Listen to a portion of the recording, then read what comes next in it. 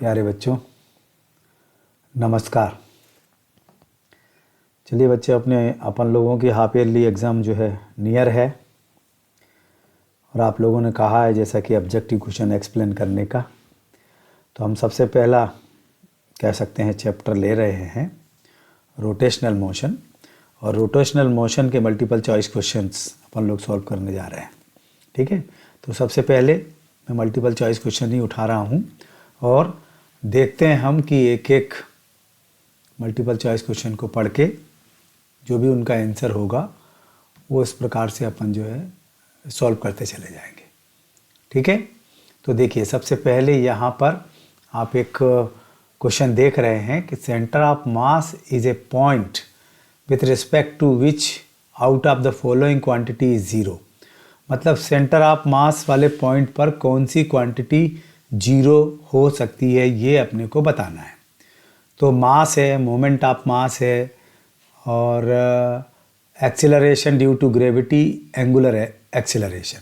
तो moment of mass zero होगा। मैंने आपको लोगों को एक एग्जांपल दे करके भी बताया था, ध्यान हो तो। मैंने कहा जहाँ सेंटर ऑफ मास प्रोवाइड हो जाता है वहाँ मोमेंट जो है वो ख़त्म हो जाता है, तो मोमेंट ऑन एक्सिस उसका जो है वो जीरो रहता है। Similarly moment of mass, actual में मास इनटू परपेंडिकुलर डिस्टेंस अपन लेते हैं मोमेंट ऑफ मास के लिए, तो सेंटर के लिए वो परपेंडिकुलर डिस्टेंस जीरो होगी, इसलिए मोमेंट ऑफ मास सेंटर पर जो है वो जीरो होगा। इस प्रकार से आप देख सकते हैं।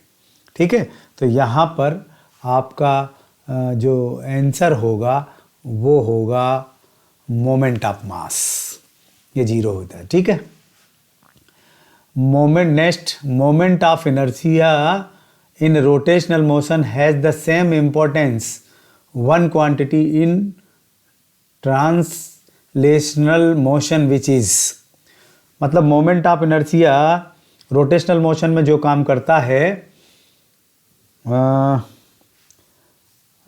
लीनियरली मोशन में वो कौन सी क्वांटिटी करती है। तो हम आपको बहुत पहले बता चुके हैं कि रोटेशनल मोशन में जो काम मोमेंट ऑफ इनर्शिया करता है, लीनियरली मोशन में वो काम इनर्शिया करता है। और इनर्शिया का जो मेजरमेंट होता है वो मास से होता है।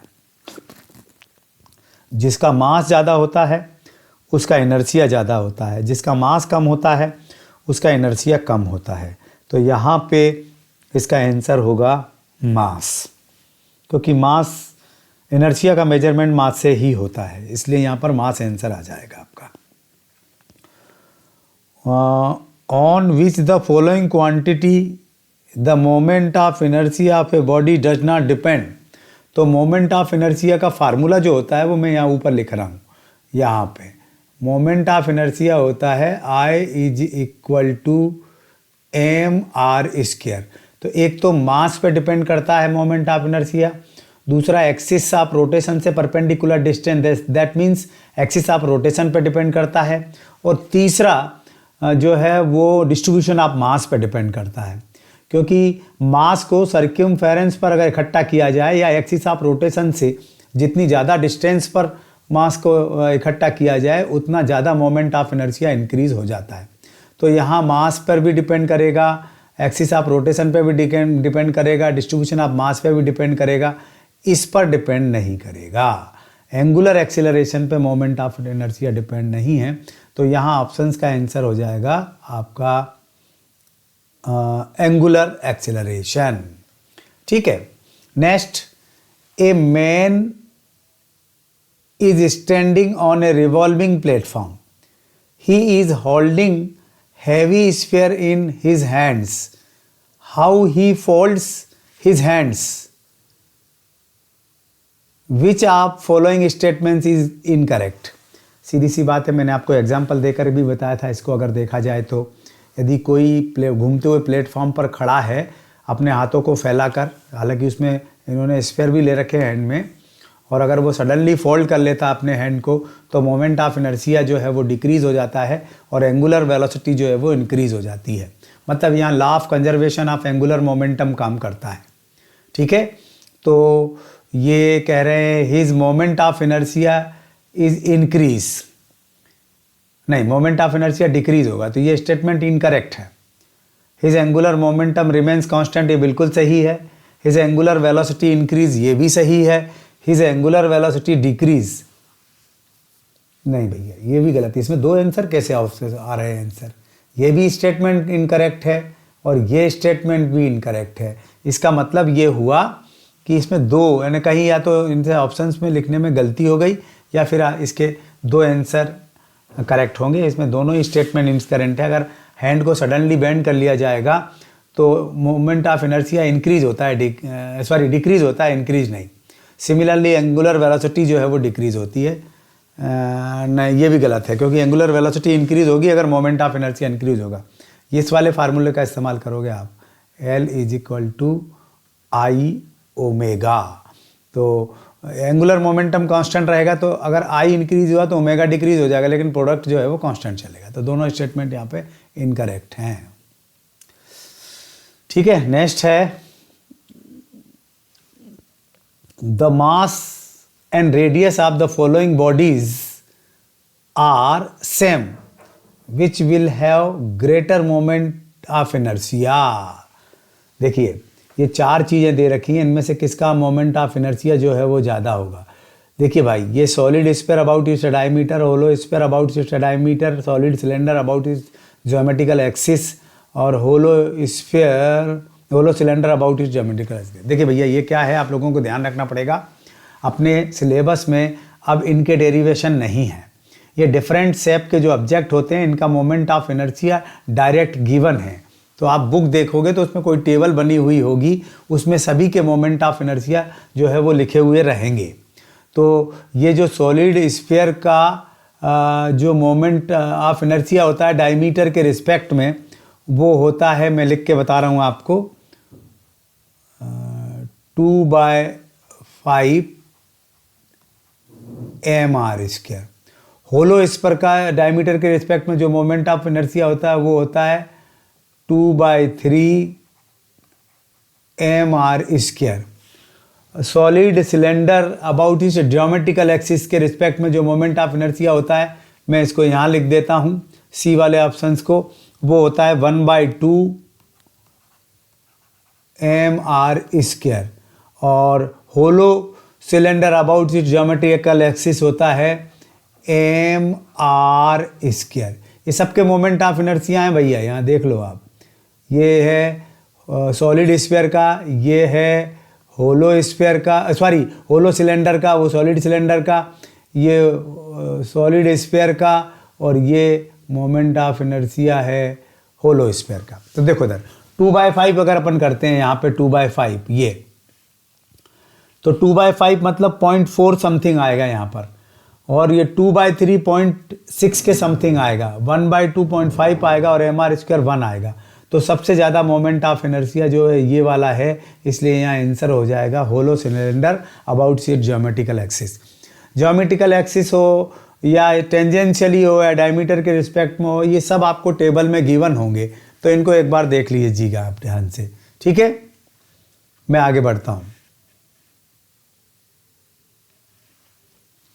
A stone tied at one end of the string is rotated with the help of a stick in a manner such that during the rotation the string gets wound over the stick and becomes smaller and smaller.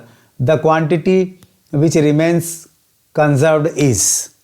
भैया वैसे एक बात और आपको मैं बता दूं, rotational motion में अगर लॉ ऑफ कंजर्वेशन की जब भी कभी बात आएगी तो एंगुलर मोमेंटम के कंजर्वेशन की बात आएगी, ध्यान रखना। दूसरी बात यहाँ ये कह रहे हैं कि एक स्ट्रिंग की मदद से हम एक पत्थर को रस्सी से बांध के ऐसे घुमा रहे हैं। स्ट्रिंग को अगर रोक दें तो रस्सी जो है वो हाथ से तेज़ी से लपटती चली जाती है। जैसे जैसे वो छोटी होती चली जाएगी उसकी एंगुलर वेलोसिटी बढ़ती चली जाएगी, मोमेंट ऑफ इनर्शिया डिक्रीज होता चला जाएगा। तो यहाँ पर भी law of conservation of momentum involve होगा, हम इस फार्मूले का इस्तेमाल करते हुए, है ना। या ऐसा भी कह सकते हो कि I is inversely proportional to omega, मतलब मोमेंट ऑफ इनर्शिया डिक्रीज होगा। जब रस्सी लपट जाएगी एक चक्र तो उसकी लेंथ कम हो जाएगी, लेंथ कम हुई दैट मीन्स mr², r कम हो जाएगा, r कम हुआ तो मोमेंट ऑफ इनर्शिया कम हो जाएगा, मोमेंट ऑफ इनर्शिया कम हुआ तो एंगुलर वेलोसिटी बढ़ जाएगी, लेकिन दोनों का प्रोडक्ट जो है वो कांस्टेंट रहेगा, यहाँ पर आपको L is equal to I omega, तो ये law of conservation of angular momentum को फॉलो करेगा, तो ये आंसर आपका सही है। ठीक है, और इसके बाद अगर अपन देखें तो अब इधर आ जाइए 7 नंबर पे। यहाँ देखो, the moment of linear momentum is called angular momentum. Actual में मैं आपको बता चुका हूँ कि जब भी मोमेंटम की बात होगी तो डिस्टेंस से मल्टीपल जरूर होगा। तो एंगुलर मोमेंटम का फार्मूला होता है R क्रॉस P। ठीक है, क्योंकि एंगुलर मोमेंटम जो है वो वेक्टर क्वांटिटी है R क्रॉस P। तो जो P है ये मोमेंटम है और इसका R में मल्टीपल कर रहे हैं, तो मोमेंट ऑफ मोमेंटम बता रहे हैं हम, और ये होता है एंगुलर मोमेंटम, है ना। एंगुलर मोमेंटम ये ऑप्शंस हो जाएगा आपका। सिमिलरली अगले क्वेश्चन में अपने को इनकरेक्ट फार्मूला बताना है, तो L is equal to I omega, ये अभी मैं लिखते ही चला आ रहा हूँ बहुत टाइम से। एंगुलर मोमेंटम का फार्मूला होता है मोमेंट ऑफ इनर्शिया के साथ रिलेशन को बताने वाला। तो ये जो फार्मूला है आपका, ये वाला जो फार्मूला है ये आपका करेक्ट है, ये फार्मूला आपका करेक्ट है। एम के स्क्वायर ये मोमेंट ऑफ इनर्शिया का फार्मूला है और ये रेडियस ऑफ गायरेशन के साथ है, तो ये भी सही है। रोटेशनल काइनेटिक एनर्जी का फार्मूला दिया हुआ है हाफ आई ए स्क्वायर, ये इनकरेक्ट है, ये ऑप्शन हो जाएगा आपका, क्योंकि जो रोटेशनल काइनेटिक एनर्जी होती है वो हाफ आई ओमेगा स्क्वायर होती है, इसमें स्क्वायर नहीं लगा हुआ है, इसलिए ये वाला ऑप्शन जो है वो इनकरेक्ट है। और ये तो आपने पढ़ाई हुआ है, tau is equal to D L upon D T, that means rate of change of angular momentum is equal to torque. ठीक है, और यहीं टॉर्क को अगर जीरो कर देते हैं तो एल कंजर्व रहता है, ऐसा यहीं से आप प्रूव करते हो। ये सेकेंड लॉ ऑफ मोशन है रोटेशनल मोशन में। ठीक है, ध्यान रखना आप इस बात का।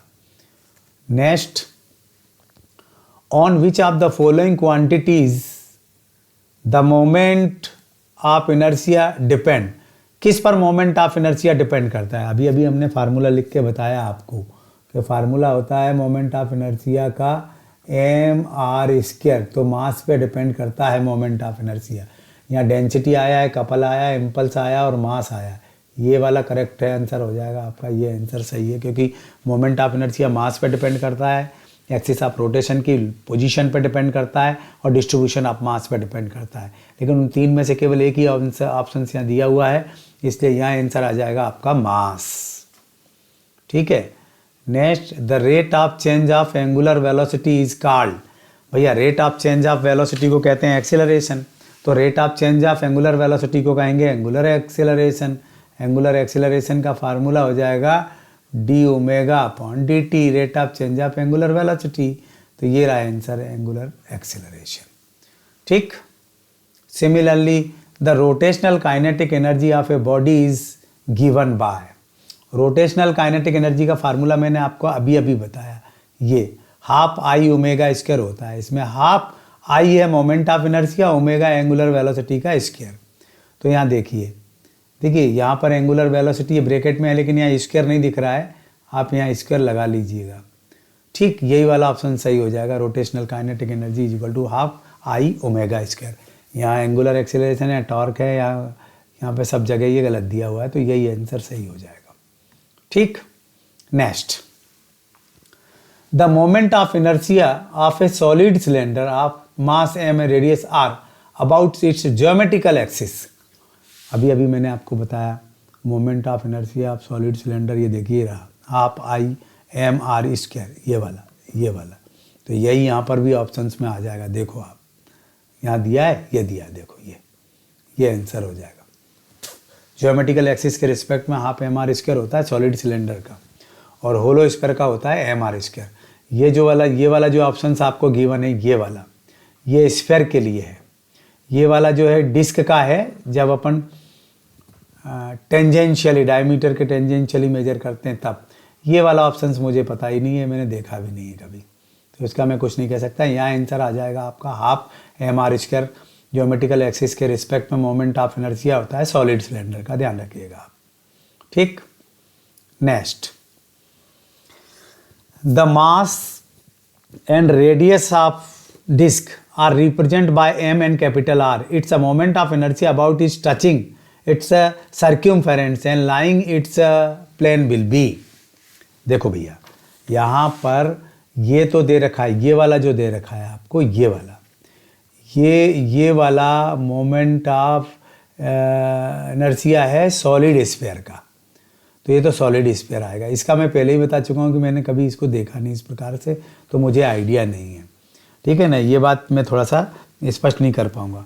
और ये वाला जो मोमेंट ऑफ इनर्शिया ये भी डिस्क का ही है, लेकिन ये टेंजेंशियली परपेंडिकुलर एक्सिस के रिस्पेक्ट में है। जैसे मतलब ये डिस्क है, ये तो यहाँ से एक्सिस अगर निकालें तो इस एक्सिस के रिस्पेक्ट में ये मोमेंट ऑफ इनर्शिया आता है। और अगर मैं बात करूं टेंजेंशियली प्लेन से निकालें, ऐसा ये इस डिस्क है, यहाँ से अगर जाए हो करके यहाँ से, तो ये वाला ऑप्शन आता है इसका, ये ध्यान रखना फाइबर। हालांकि यहाँ पैरेलल एक्सिस थ्योरम काम करती है, लेकिन अभी आपके सिलेबस में पैरेलल एक्सिस थ्योरम नहीं है, तो अब अभी मैं फ़िलहाल उस पर ज़्यादा डिस्कशन आपसे नहीं करना चाहता, ठीक है। Next, for a body moving under the influence of central force which quantity does not change. एक बात ध्यान रखना, जहाँ भी law of conservation of angular momentum की बात आए उस पर ज़्यादा गौर फरमाना है आपको, क्योंकि सेंट्रल फोर्स के इन्फ्लक्स में जो सेंट्रल फोर्स होते हैं ना, वो दोनों बॉडी के सेंटर को मिलाने वाली लाइन के अलॉन्ग वर्क करते हैं। तो यहाँ पर भी एंगुलर मोमेंटम जो है ये क्वांटिटी आपकी कांस्टेंट चलेगी, ये कांस्टेंट रहेगी। आंसर आ जाएगा angular momentum. The unit of moment of inertia is, moment of inertia का फार्मूला क्या है, एम आर स्क्वायर। एम जो है इसको मेजर किया जाता है केजी में, और डिस्टेंस को मीटर में, और उसका स्क्वायर लगा हुआ है तो केजी मीटर स्क्वायर। देख लो भैया, केजी मीटर स्क्वायर, सी वाला ऑप्शन इसमें आ जाएगा आपका। Okay, no problem at all. इस प्रकार से आपके मल्टीपल चॉइस क्वेश्चन हो जाएंगे। अब बात करते हैं अपन फिल इन द ब्लैंक्स की। ये कह रहे हैं in rotational motion has the same importance as force has in linear motion. मतलब जो काम लीनियरली मोशन में फोर्स करता है वो काम रोटेशनल मोशन में कौन करता है, ये पूछ रहे हैं। वो वही रोल उसका रहता है, बोले जो फोर्स का रहता है लीनियर मोशन। तो हम पढ़ चुके हैं कि जो काम लीनियरली मोशन में फोर्स करता है वही काम रोटेशनल मोशन में टॉर्क करता है। तो यहाँ टॉर्क आंसर आ जाएगा, ठीक। In the absence of external torque of A system remains constant. हाँ, तो एक्सटर्नल टॉर्क अप्लाइड नहीं, जैसे एक्सटर्नल फोर्स अप्लाइड नहीं करते हैं तो मोमेंटम कंजर्व रहता है। सिमिलरली अगर एक्सटर्नल टॉर्क अप्लाइड नहीं करेंगे तो एंगुलर मोमेंटम, एल से डिनोटेट करते हैं, एंगुलर मोमेंटम यहाँ कंजर्व रहेगा। ओके, ऐसा unit of moment of inertia हम लोग लिख चुके हैं, तो यहाँ आपको हम बता दें, यहाँ आ जाएगा आपका केजी मीटर स्क्वायर, क्योंकि एम आर स्क्वायर फार्मूला है मोमेंट ऑफ इनर्शिया का, ठीक है। The product of moment of inertia and angular acceleration is equal to, moment of inertia और एंगुलर एक्सीलरेशन टॉर्क के इक्वल होता है। टॉर्क इज इक्वल टू होता है आई अल्फा। तो मोमेंट ऑफ इनर्शिया और एंगुलर एक्सीलरेशन का प्रोडक्ट जो होता है वो टॉर्क के इक्वल होता है, ठीक है। Okay, next, out of the solid sphere and hollow sphere of same mass and radii will have greater moment of inertia. तो भैया यहाँ पर अभी अभी मैंने बताया कि जो होलो स्फीयर का जो मोमेंट ऑफ इनर्शिया होता है वो सॉलिड स्फीयर से ज़्यादा होता है। सॉलिड स्फीयर का मोमेंट ऑफ इनर्शिया 2/5 mr² होता है, जबकि होलो स्फीयर का 2/3 mr² होता है। तो ये ज़्यादा होता है, होलो स्फीयर का moment of inertia solid sphere के मोमेंट ऑफ इनर्शिया से ज़्यादा होता है, ध्यान रखेंगे आप। नेक्स्ट, एंगुलर मोमेंटम इज है, तो यहाँ तो that's a very easy. Angular momentum जो है वो वेक्टर क्वांटिटी है ना। Work done in rotational motion, भाई वर्क डन होता है W is equal to F.D, ये होता है लीनियर मोशन में, बट रोटेशनल मोशन में फोर्स का काम टॉर्क करता है और एंगुलर डिस्प्लेसमेंट काम करेगा डिस्प्लेसमेंट का। तो ये वर्क इज इक्वल टू होता है W is equal to tau into theta. तो यहाँ टॉर्क इंटू एंगुलर डिस्प्लेसमेंट आ जाएगा। Okay, the formula of angular momentum is, angular momentum का दो तरीके से फार्मूला लिख सकते हो। एक तो लिख सकते हो L is equal to I omega, और एक लिख सकते हो L is equal to R cross P. ये एंगुलर मोमेंटम की बात कर रहा हूँ मैं। मोमेंट ऑफ इनर्शिया ये एक अलग बात, ये भी ठीक है। Moment of linear momentum is called angular momentum. यहाँ आ जाएगा एंगुलर मोमेंटम, मतलब ये वाली चीज़ यहाँ आ जाएगी। एंगुलर मोमेंटम मतलब यहाँ लिख देता हूँ मैं इसका आंसर L, एंगुलर मोमेंटम।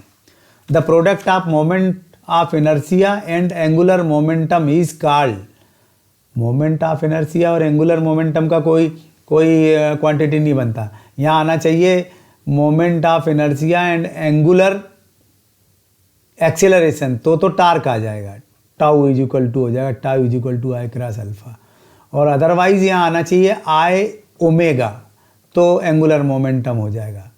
ये जो मैं ऊपर बता चुका हूँ यहाँ पर। तो यहाँ प्रोडक्ट में आ जाएगी, ये थोड़ा गलत लिखा हुआ है 10 नंबर का क्वेश्चन, ये थोड़ा गलत है। Product of moment of inertia and angular velocity होना चाहिए, तो ये वाला रिलेशन आ जाएगा L is equal to I omega. और अगर यहाँ पे मोमेंट ऑफ इनर्शिया और एंगुलर एक्सेलरेशन हो तो टॉर्क आ जाएगा। ठीक है, ये ध्यान रखना आप इसमें। ओके, तो ये आपके प्रोडक्ट भी है। ट्रू फॉल्स देख लीजिए। ट्रू फॉल्स में यहाँ देखें आप, centre of mass of body always lie inside the body. नहीं, ये ज़रूरी नहीं है। मैंने आप लोगों को बताया था कि सेंटर ऑफ मास जो है वो बॉडी के बाहर भी हो सकता है। टू पार्टिकल सिस्टम है, और अगर एक हैवी मास का ऑब्जेक्ट है, एक लाइटर मास का ऑब्जेक्ट है, तो जो सेंटर ऑफ मास होता है वो हैवियर ऑब्जेक्ट के नियर होता है। हो सकता है वो बॉडी के बाहर भी हो, तो इनसाइड द बॉडी नहीं रहता हमेशा। तो यहाँ पर आपका आंसर जो है वो हो जाएगा फॉल्स। ठीक है, okay. Wheels are made thick and heavy on the circumference so as the increase their moment of inertia. बिल्कुल राइट, ये ट्रू है। मोमेंट ऑफ इनर्शिया को इंक्रीज करने के लिए हम पहिए पर जो है वो फ्लाईव्हील बनाने की कोशिश करते हैं। ठीक है, और उसके लिए मास को सर्क्यूमफेरेंस पे शिफ्ट किया जाता है, मतलब एक्सिस ऑफ रोटेशन से ज़्यादा डिस्टेंस पे शिफ्ट किया जाता है। तो ये आपका सही हो जाएगा। Next, a body can not execute translatory motion and rotational motion simultaneously. ये आपका फॉल्स है। कोई बॉडी एक साथ ही ट्रांसलेटरी और रोटेशनल मोशन कर सकती है। जैसे साइकिल का पहिया रोटेशनल मोशन भी करता है और ट्रांसलेटरी डिस्टेंस भी ट्रेवल करता है, तो ट्रांसलेटरी जनरल मोशन कहलाता है वो उसका। फुटबॉल लीनियर डिस्टेंस भी ट्रेवल करती है और रोल भी होती है अपने स्थान पे, तो ट्रांसलेटरी मोशन हो जाएगा इसका। Next, SI unit of angular momentum is kg metre square. Yes, ये ट्रू है। फार्मूला लिख लेना, L is equal to R cross P करके देख लेना, ये आ जाएगा। अदरवाइज एंगुलर मोमेंटम का जो डायमेंशन फार्मूला होता है वो ये होता है mL/t-1। तो m को kg में मेजर करते हैं, लेंथ को मीटर स्क्वायर में और टाइम को सेकंड में। तो ये आंसर सही हो जाए, फॉल्स, ये ट्रू हो जाएगा आपका। ठीक। Similarly next, moment of inertia of body change on changing the shape, size और एक्सिस ऑफ रोटेशन। यस, ये भी ट्रू है। अभी मैंने आपको बताया सिलेंडर का अलग होता है मोमेंट ऑफ इनर्शिया, स्फीयर का अलग होता है मोमेंट ऑफ इनर्शिया, रिंग का अलग होता है मोमेंट ऑफ इनर्शिया, डिस्क का अलग होता है मोमेंट ऑफ इनर्शिया। अर्थात साइज और शेप पर डिपेंड करता है, साथ ही साथ एक्सिस ऑफ रोटेशन पर भी डिपेंड करता है। तो ये ट्रू हो जाएगा आपका। Next, unit of moment of inertia is kg/मीटर। नहीं, फॉल्स, ये फॉल्स है। क्यों फॉल्स है? क्योंकि mr² होता है। mr², m को kg में मेजर करेंगे और मीटर स्क्वायर में, इनटू में होना चाहिए, अपॉन में नहीं होना चाहिए। This is false. Next, moment of inertia mass into velocity, ये भी फॉल्स है। क्योंकि मोमेंट ऑफ इनर्शिया जो होता है वो मास इनटू परपेंडिकुलर डिस्टेंस का स्क्वायर होता है, तो वेलोसिटी नहीं होता, ये गलत है। Theorem of perpendicular axis I Z is equal to IX। Yes, true, ये ट्रू है। ये अब आपके सिलेबस में नहीं है, लेकिन याद रखना आप लोग। थ्योरम पैरेलल एक्सिस, ये भी ट्रू है ना। ये सेंटर ऑफ मास से होकर जाने वाले एक्सिस के रिस्पेक्ट में मोमेंट ऑफ इनर्शिया है और बॉडी का मास है, दोनों एक्सिस के बीच की डिस्टेंस है। The moment of linear momentum is called angular momentum. Yes true, अभी अभी मैंने कहा था moment of momentum is called linear momentum, ये ट्रू है आपका। ठीक, और उसके बाद है मैच द कॉलम। यूनिट बताइए फिजिकल क्वांटिटी के। तो देखो भैया, ये जो है टॉर्क, टॉर्क का फार्मूला होता है आर क्रॉस एफ। एफ को न्यूटन में मेजर करते हैं और डिस्टेंस को मीटर में। तो न्यूटन इंटू मीटर, देखो ये रहा, ये रहा, ये रहा, ये बन। ठीक, अब आ जाओ moment of inertia. Moment of inertia का फार्मूला क्या होता है? M R square, KG metre square होना चाहिए। देख लो, ये रहा दूसरा, KG metre square. Angular momentum का फार्मूला क्या होता है? R cross P. R metre में, पी होता है केजी मीटर पर सेकेंड। तो केजी मीटर स्क्वायर और पर सेकेंड, ये हो गया 3। एंगुलर वेलोसिटी, एंगुलर वेलोसिटी का फार्मूला होता है omega is equal to theta upon T. Theta angle है रेडियन में और टाइम सेकंड में, तो ये हो जाएगा रेडियन पर सेकंड चौथा। ऑब्वियसली लीनियर मोमेंटम, मोमेंटम होता है मास इंटू वेलोसिटी। मास को केजी में, वेलोसिटी को मीटर पर सेकंड में, तो ये हो जाएगा 5। ये लीजिए, इस प्रकार से आपके ये ओटी जो है रोटेशनल मोशन के आपके खत्म होते हैं। ठीक है, नेक्स्ट टॉपिक मिलेंगे अपन नेक्स्ट टाइम। तब तक के लिए मैं आप लोगों को गुड नाइट, सब्बा खैर, है ना। कल फिर मिलेंगे इसी टाइम पर।